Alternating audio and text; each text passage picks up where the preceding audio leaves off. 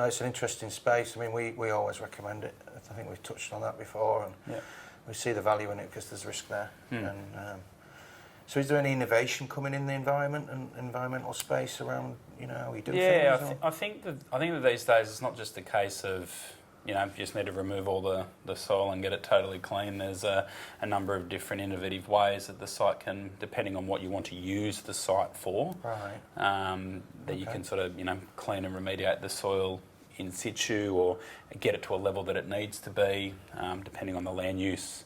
Potentially capping, concrete over the top, things like that.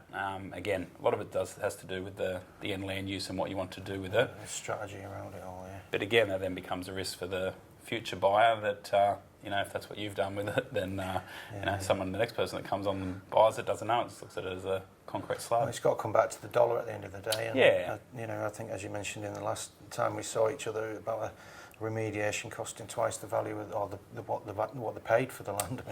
Crikey. Yeah. It can be a big shock, can't it? I think that's the other thing we spoke about as well, is that the land prices these days, it's a bit more viable for people to come in and actually clean these sites up if they understand the risks. You've seen areas that, I know Homebush in Sydney was quite a contaminated Homebush, Alexandria sort of area, obviously Rose Hill, it's Hardy.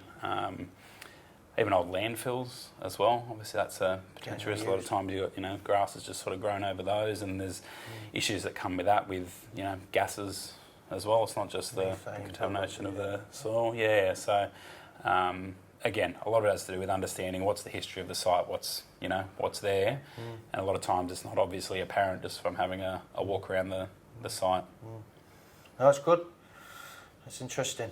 There's new things coming, new risks coming with the occupants, and you don't necessarily have to remove everything. You just got to know what you're going to do with it and make it clear. I think that's what this helps to do, is to just understand what the risk is, and then people can make a bit of a determination based on what they want to use the land for. Is it something that is still viable based on the purchase price? And we have had examples where information around environmental risk hadn't been disclosed, and we're acting on behalf of the buyer, and they've been able to negotiate down the purchase price based on information that's been made available around the potential remediation costs. And for if you like a typical environmental review, is it? I mean, we tend to work on a 3 to 5 week.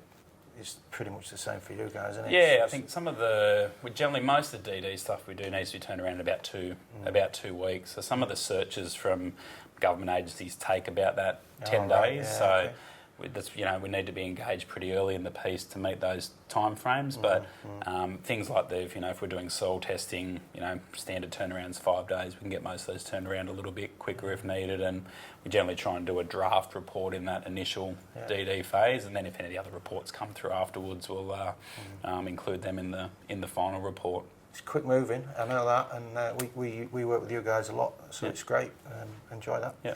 Thanks for your time again. No worries. Good to see you. See ya.